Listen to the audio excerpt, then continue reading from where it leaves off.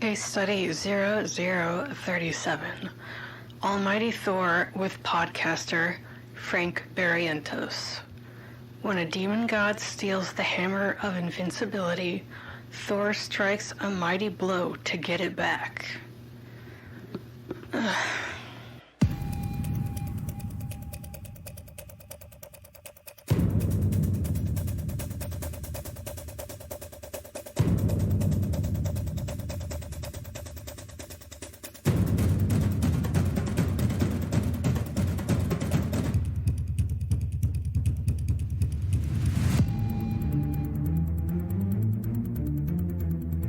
So Frank, how are you doing? Tressa, I gotta tell you, I'm feeling fancy tonight. Oh, how so? I feel like I'm surrounding myself with amazing things recently. Yeah. Like what? Give me some examples there. Well, my friends recently have been doing pretty well, and I like watching them succeed, so that's part of it. A lot of them are doing DIY projects and that sort of thing, remodeling, buying things, achieving life goals. And that's always fun to be a part of that or to watch that happen. So that makes me feel fancy. And then also, just in general, I feel pretty good. The weather kind of sucks, but I feel like when I've gone outside, it's been nice. I don't know. I guess I've just been in a kind of a good mood lately. And how did this affect you after seeing this movie? When I first heard of the movie and I kind of went into it initially, I was very hopeful for a few reasons, but one of the big reasons was like I used to be, at least I watched wrestling as a kid in like junior high, because when I moved out to Addison, all the kids were, watching wrestling, and so it was like a trendy thing. And as a result, I am familiar with Kevin Nash, who is Odin in this movie. So I was very hopeful. And where did this hopefulness lead you? It led me right into disappointment town. It took a sharp left. I'm so sorry. Yeah, and like Kevin Nash has been in other movies that I've seen. And I honestly, there's some good movies that he's been in. He's been in John Wick. I don't know if you knew that. I did not know that. So in John Wick, he plays a character named Francis, like me. And it's funny because he's like a bouncer at the club where he's like hunting down the guy that like killed his dog and whatever, those men. And He's a bouncer at the club. He gives the bouncer the night off and he's talking to him in Russian. And then what's really cool about that scene is I think in the first movie, he tells him, "Hey, Francis, take the night off." And that's cool. He walks away. And I think if I remember correctly, it might be the first movie, but I think it might be the second movie where he actually stabs him. And he's like, "Okay, fuck off, take the night off." And then he walks away. Kevin Nash does. Well, oh wait, he was the bouncer guy or security at the Continental. Is that where it was? Not the Continental. It wasn't the Continental. It was what do they call it? A bathhouse club called the Red Room or the Red Circle. I know what you're talking about. Yeah, it's and like the guy from Game of Thrones there, and I haven't seen Game of Thrones, so I wouldn't know which guy. But yes, there's a lot of guys there that he kills. But Francis is Kevin Nash, and he's like, "Okay, thanks for giving me the night off." But the cool thing about that movie is Kevin Nash is such a badass. He gets stabbed, and they use that take in the movie. Like he gets stabbed for real. Like the shit. Man. Yeah. So that's respect. One movie where Kevin Nash was great. I also loved watching Kevin Nash in, I'm going to kind of allude to a pattern here because you'll understand where I'm coming from, but Kevin Nash was also in the Teenage Mutant Ninja Turtles movie #2, where he plays the Super Shredder at the end. I am completely unfamiliar with the most recent Ninja Turtle movie. No. This one came out in the 80s. This one was like 89 or 90. That's shocking to me. I had no idea. I mean, I'm not familiar with that one either, but... Okay, there's one where in the universe of the Turtles, at the very end of the movie, they're rapping with Vanilla Ice. Vanilla Ice is in the Turtles movie. And then the Shredder, who's like the Japanese enemy guy, he takes some of the same mutagen ooze that transform the Turtles. And actually, he transforms himself into this giant monster. And that's Kevin Nash plays that. And then the third movie that I remember Kevin Nash being in was actually, there was a Punisher movie with Thomas Jane starring as the Punisher. And Kevin Nash in that movie was like this really huge Russian hitman that tried to kill Thomas Jane, and it was a really great fight. So I was hopeful because I like Kevin Nash, but then I realized after just a short time of watching this movie, his other movies that I like None of them are speaking roles. Oh. So I guess I didn't think to connect the dots here, but there's a reason for that. And to be fair, he was barely in this movie. Yeah, that's true. And in fact, I didn't watch the trailer because I have this thing about trailers where I really feel that recently, in the last, 10, 20 years, they really do spoil a lot of the movie. So I try to, if I can avoid a trailer, I do, just because generally they'll show, there's so many trailers out there that'll actually just show the climax and the end of the movie. Right. And I remember when movies didn't do that. I remember watching the trailer for The Fifth Element. And when that trailer came out, it was like a really quick little cinematic, and it just said The Fifth Element. You had no idea what it was about. All you knew was like Bruce Willis was in it. That's it. That's all you needed. That's all you need. You just need to know who's in it. So I try to, if I can, I approach a movie like that. But so for this movie, I know Kevin Nash was in it. I didn't recognize any of the other actors, but I went into it. And honestly, because the movie struggles with not only script, but it also... Yeah, I know. It struggles to keep coherence, but it also has obviously a low budget, but it kind of translates into their production value. So for a while, I was trying to figure out who Kevin Nash was in this movie. What? He's Odin. He plays Odin. But at first, I was watching this movie thinking he might be Thor, because Thor is supposed to be a gargantuan person. He's a god, right? And this Thor was the wieneriest wiener that ever wienered. He was the worst. I will say that when you're comparing this movie, because it's hard not to compare to some of the Marvel movies. Mm-hmm.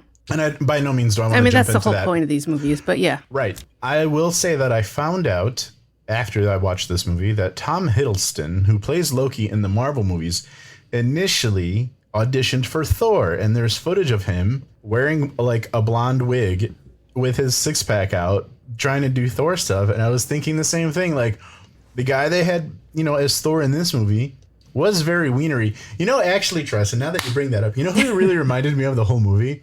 What's that? He reminded me, the actor who played Thor, he reminded me of John Heder, who's Napoleon Dynamite. Oh, yeah. Because he had that sort of vacant look on his face, which they really played up in Napoleon Dynamite. Right. I don't know. I will say that some of the dialogue in this movie was ridiculous, and I will say that particular actor who played Thor, in his delivery, you can tell that he knew it was bad. And so there was times where he was literally like laughing at himself, or like he and the actor that played Loki would just laugh when they're saying it. It's so... so you're not familiar with Richard Grieco then? No, I'm not. Is he the guy that played Loki, I'm guessing? Yes. Okay. He took over Johnny Depp's spot in 21 Jump Street in like the early 90s. Oh, okay. When Johnny Depp left. And wow, did I used to have a crush on him. But also, he looked like he hated this movie. Oh, man. Yeah. There's a certain...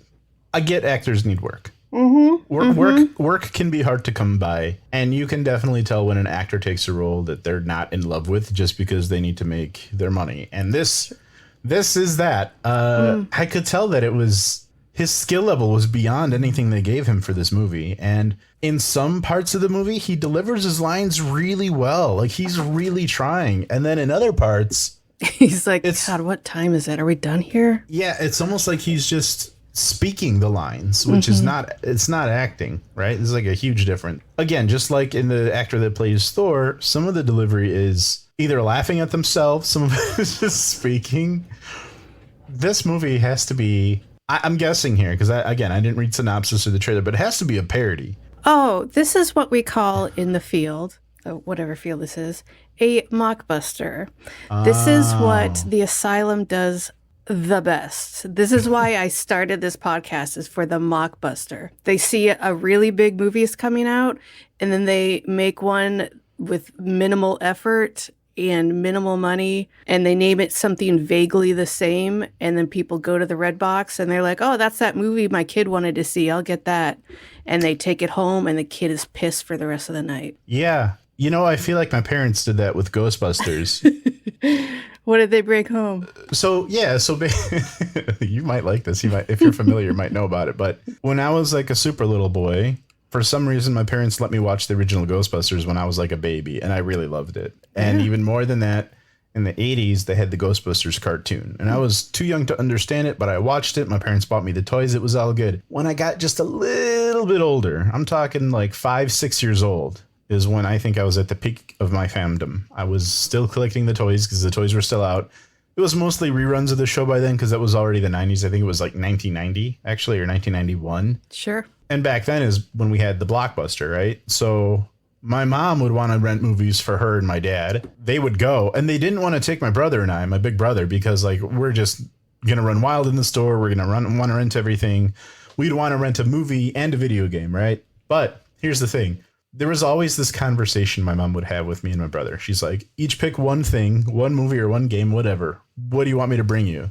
So as a kid, I was like, bring me the Ghostbusters cartoon. And she'd be like, absolutely. And so she would go. And here's the thing. Ghostbusters as it is, well, that most people are familiar with like Dan Aykroyd and stuff. It's actually kind of ripped off from this other British show, which is like 2 men and a gorilla fight ghosts. Yep.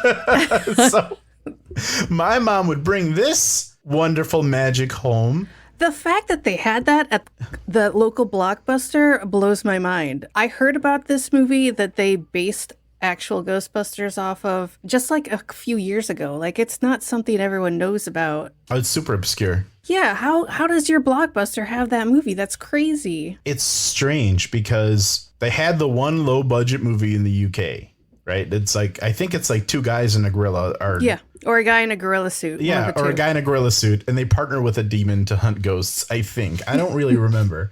But here's the thing. That happened, and I think there was like a loose agreement for Dan Aykroyd and his team to use some of the rights. And so we got what we're used to as the Ghostbusters. And then the original show was able to ride the coattails of that for a little bit somehow. So they also had cartoons of that weird show or that weird movie. I didn't know that. So you had Ghostbusters, and by the way, there was a lawsuit. So the Dan Aykroyd Ghostbusters couldn't call themselves Ghostbusters. So they had to call themselves the Ghostbusters. No, the real Ghostbusters is what that cartoon is called. I do remember that. I do remember that they made that cartoon for that other show and the whole legal thing that happened. Oh my God. Yes. My mom would bring this shit home to me. I was a kid who used to throw temper tantrums. I would get mad. And the best out that my mom would have is that A, she wouldn't have to look for an actual episode that I haven't seen. She could just bring this shit home. And then B, since I was learning how to read, I knew that it said Ghostbusters.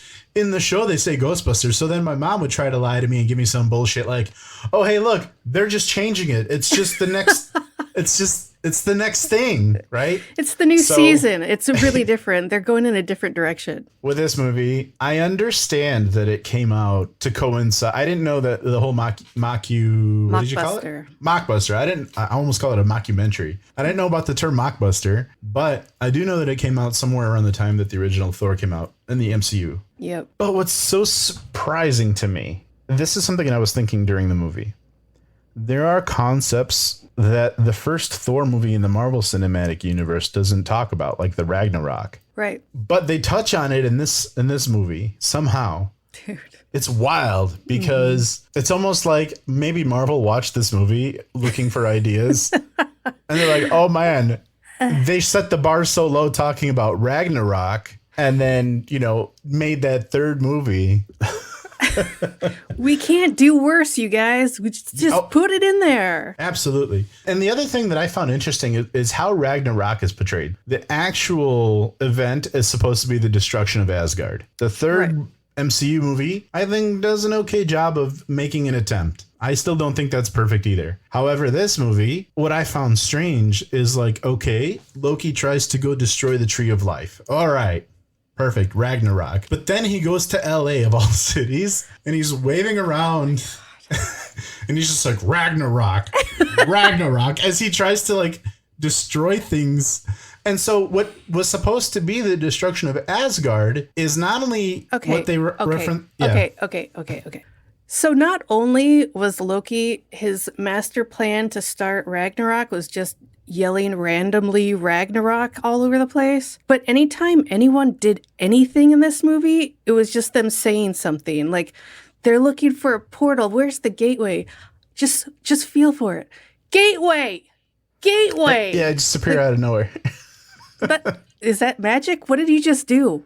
You just said words. I was upset with that. Again, Ragnarok's supposed to be Asgard. They did do the correct thing and referred to Earth as Midgard. I did like that. However, by the end of the movie, they were only attacking Los Angeles, and they even referenced like, oh, something's going on in Southern California is what they said. They wouldn't even say LA. They're like Southern California. And it's like, that's not what Ragnarok is. Ragnarok is supposed to be Asgard. I did not know that Midgard was Earth. I did not put that together. So when they started talking about how Loki's going to destroy Earth, I was like, this movie is like 2/3 done. Why are you guys talking about Earth now? What are you talking about? You've changed everything right now. It was wild. It's fantastical, Tressa.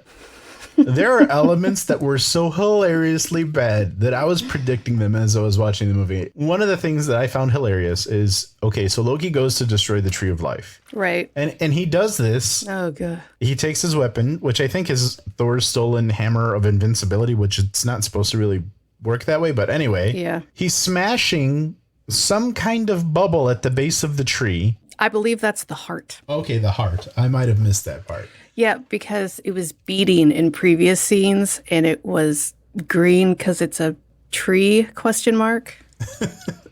I was saying that like when he was killing that heart, they were showing wild, unrelated clips to a tree of just things that symbolize life, like a flower blooming. Instead of the flower blooming, it shrivels and dies. Roses shrivel and die.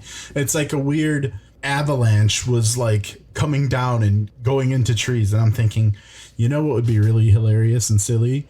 How silly would it be if when this is all done, they play that footage in reverse and God damn it, Tressa.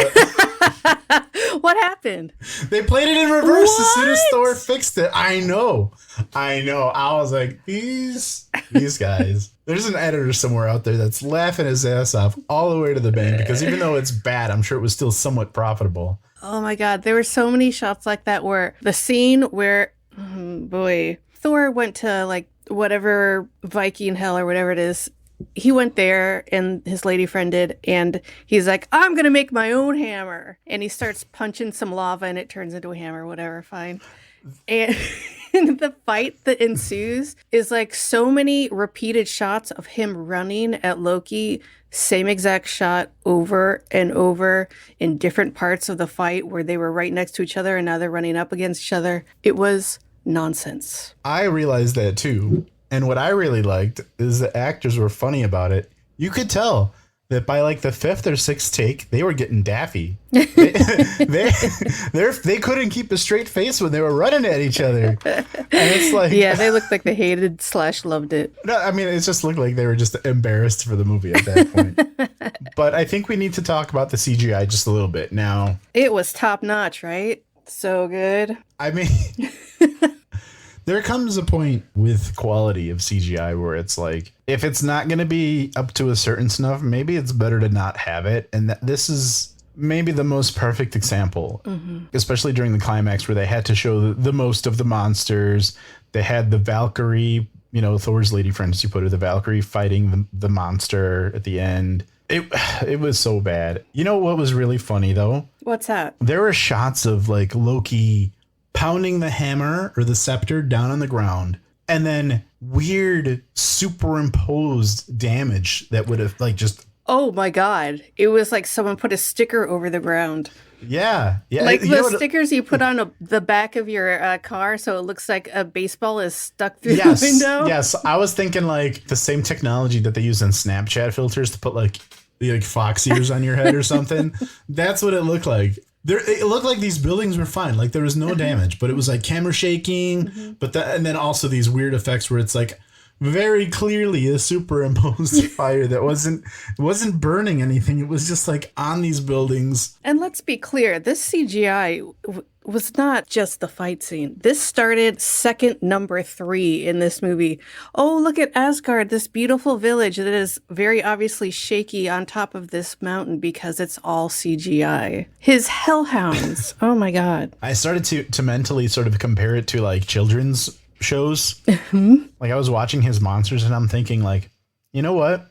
Even Jimmy Neutron from like 20 years ago has a leg up. Even the Backyardigans has a leg up on this CGI. Yeah, they really do. There is pretty good CGI, even like way before this movie. And again, I know the budget was low, but technology has made some strides forward. I mean, look at how good the CGI was in Terminator 2. That still holds up today. And I know I know James Cameron had an amazing budget. Of course. But how much earlier was that to 2011 when you get this bullshit? Come on, you guys, try harder. Not only that, but a lot of what James Cameron did, and not only the second Terminator, but think of the first one, that had pretty good CGI. It even had like stop motion shit in there. Mm-hmm. A lot of it was like this atmospheric drama that he was able to build up. This movie could have tried to do that, but no. This movie, with a better script, with a couple rewrites, maybe not mention the hammer every 5 seconds, maybe like put some poetic verbiage in there so it's not just hammer and gateway and whatever, bone. They kept calling his staff bone, and that grossed me out. Just come on. I mean, imagine if they just actually tried. Like just a little bit. Like it wasn't the worst movie I've seen this month, but... Well, what was the worst? I think it might have been... I think the last one probably, Mega Shark versus Giant Octopus. I've heard it. Just because a lot like this movie, it was just boring. It was just scientist. This movie is just like, we're going to talk about hammers for a while, and we're going to talk about how you need to be trained better, and then you're going to come back with, I'm already trained, and we're going to have that conversation 20 times. Really? There was just things in this movie, Tressa, that if I was a high schooler making a movie, I think I would do. There was a part where Thor had a wound on his armpit area. Okay. And he's going to drink some of the healing Tree of Life juice. Well, first he dabs it with his finger. First he dabs it and puts it on the wound. And then they show him drinking it. And then they pan back over. And then it's not there. It's not like, it's a little bloody, but it's gone. There's no wound. It's just gone. He's clean. It's great. You know, the other thing that really caught me off guard about this movie was that I feel like in the beginning they tried really hard to establish the atmosphere, the environment. Okay, it's kind of outside in the woods, but it could be somewhere else. But by the end of the movie, it was all, not only was it like downtown LA, which is weird for two people that look like they're just cosplaying. Not only is it weird, it just didn't feel like that took away some of the realness. Like they were just fighting downtown in the city. And also it could have been anywhere. It didn't have to be LA because it didn't look like LA. It just was in a bunch of alleys and warehouses and bullshit. You know, that's a really good point. So as long as you're not going to call it LA, you know, you could have taken the budget that you used to actually buy the license to film in LA, film somewhere else cheaper. And then, I mean, you're not calling it LA anyway. You're just calling it Earth. So it could have been anywhere. It really could have. It's 100% in alleys and warehouses. You can do that anywhere USA. Yeah. And I was thinking about the monsters right now. And, you know, honestly, since I've watched this movie, there is something familiar about the monsters, and I couldn't quite put my finger on it. Oh, no. What is it? But now I realize where I've kind of seen that style of monster from. Yeah. If you remember that 90s Power Rangers movie where they turned into ninjas and they were fighting weird space monsters at the end. Unfamiliar. Now, the monsters kind of look like those, and that's fine. But I think the problem with the CGI in this movie was that, aside from the point that it looks basic polygonal like a PlayStation 2 game, the actual monsters, when they're superimposed on a real setting, there's no shadows of real light. Like there's no light source. Yeah, that's pretty basic, and they always fail with that. Yeah, I think that's where they really could have improved, because they were just one color with no complex shadows, you know, fighting in the middle of downtown LA. Some of these shots were so strange to me. Like they had the Valkyrie fighting the monster, and you can clearly tell what's that? Like minimal effort was put in. Because here's the thing: if you have a fight scene, doesn't matter what you're doing. When they were doing the fight scenes between Thor and Loki, they did a little bit better. There's multiple angles. They're charging at one another. So you see Loki charging, then you see Thor charging, and then you see them actually clash. Okay. When it's Valkyrie fighting these monsters, she's like waving a sword in the air, and you know those monsters are added in post, which is hilarious. Anytime anyone was sword fighting those monsters, it was the same thing. It was them swinging a sword randomly, and then a shot of the monster. And then like together, it was like, you're not, I can tell that that's not in the shot. You are acting poorly. Yeah. The thing about it was just the same two angles. It was the same two shots. So you had a far shot of her swinging at it from like, I don't know, like 50 feet away. And then it was like another shot from the perspective of like her point of view, like looking up at the monster. Those are the only two shots. There was no variety there. They could have been so much more creative, but I think maybe they only had renders for the monster at those two different angles, and that's it. You know, honestly, I feel like along with the whole city collapsing and you can hear people screaming and crying and whatever, we never see anyone suffer. We just hear them in the background. A lot of this movie was like something terrible is going to happen. And you're going to know about it by the way people react to it or what you hear, but you're never going to fucking see it. Yeah. How many times did Loki attempt to hurt somebody? And he just like points the bone and he just goes like this. And then you just hear him off camera. Ah! And you just have to assume they're dead or they're hurt.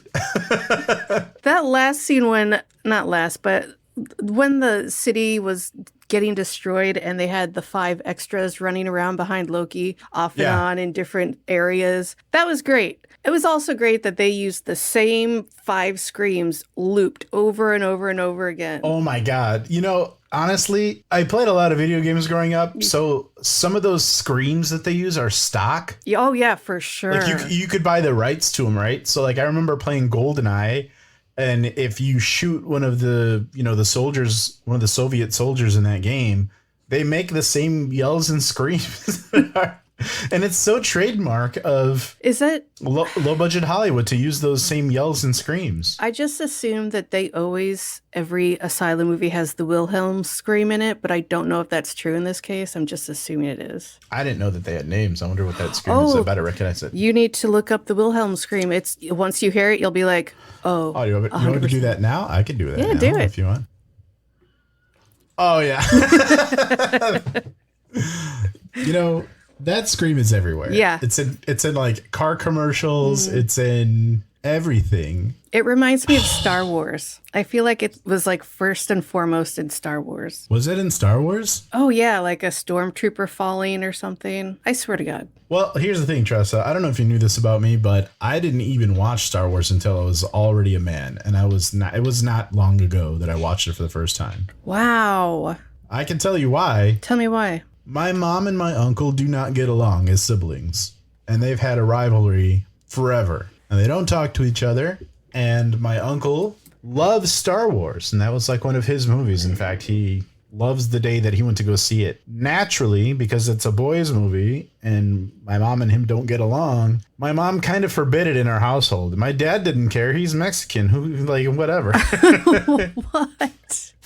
Who cares? It wouldn't be like she wouldn't allow it in the house, but she also wouldn't welcome it either. And for the longest time, I want to say in the 80s and 90s, they try to keep it off like TV. They didn't really like show it with other movies. Like the most I was ever exposed to Star Wars was like Muppet Babies used to talk about it all the time when I was a super little kid. And I was like, I don't really get the references. And so by the time that I watched Star Wars as a man, I watched it right after The Force Awakens came out. So I was like already in my 30s. It was honestly just to appease some coworkers that were just going bananas over it. Honestly, I feel like I don't hate the movies, but I do feel like they're overhyped. I don't think they live up to the hype. And I also like so much of that movie is spoiled in other pop culture that when I watched the first couple movies or the first trilogy, none of it was a surprise. Honestly, like I had never seen Star Wars, but I knew Darth Vader was going to be Luke's father because everybody quotes that shit. Everybody. You don't have to watch the movie. Like everybody talks about it. I don't know. I've gotten into some Facebook debates about the newest trilogy and some of the gripes that I have with that. I feel that, at least with some of my friends, there's a nostalgia factor that's sort of puts this weird bias. Oh, 100%. I totally agree. Yeah, so just out of the sake of nostalgia, they won't see the faults of the movie. Mm-hmm. And for me, I don't have that bias. I'm not nostalgic for Star Wars. So, like, if there's something that I don't necessarily agree with or I don't get or I don't like, I can say it to, like, my friends or coworkers and they can just rebuttal with, like, this weird, I don't even know how to describe it. It's the same kind of crazy fandom with Game of Thrones, you know, like I'm a nerdy guy. I like Lord of the Rings, but for some reason, everybody assumes that I've seen Star Wars, love Star Wars, and then also Game of Thrones. And I've also not seen Game of Thrones for a completely different reason. With Game of Thrones, I understood that it was good from the start. Mm-hmm. Okay, because it's a new thing to everybody, or it was a few years ago. Sure. So I used to watch The Sopranos when I was younger because I liked the mafia stuff. And I remember HBO used to leave you off on a cliffhanger. They were famous for doing that shit. So what my plan was, I was going to wait for Game of Thrones to run the whole way through. Oh, shit. And then watch it without having to worry that I wouldn't. Like, that's the thing. I didn't want to be bothered with the cliffhangers. Uh-huh. If I wanted to watch the next episode, I could just do it rather than the people that were watching it as they were being released, because then they would just be on the edge of their seat. Right. For weeks or months torture. At a time. I didn't want to do that. So basically, everybody was talking about it. Everybody was spoiling it, talking about it around the office. I remember there's like my whole team at this one company that I worked for, just farm animals over it. Like they were just out of control. Again, it was Banana Land. And then by the time that show was over, I was working for a new company. I still had like friends and coworkers that were fans. And I don't know what happened, but they all hated the ending.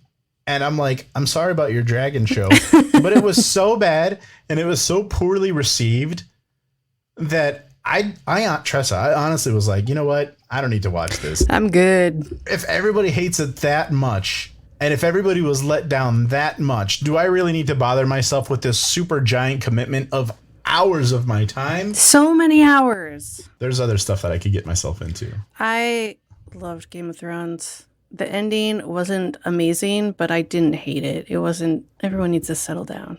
Just, it's fine.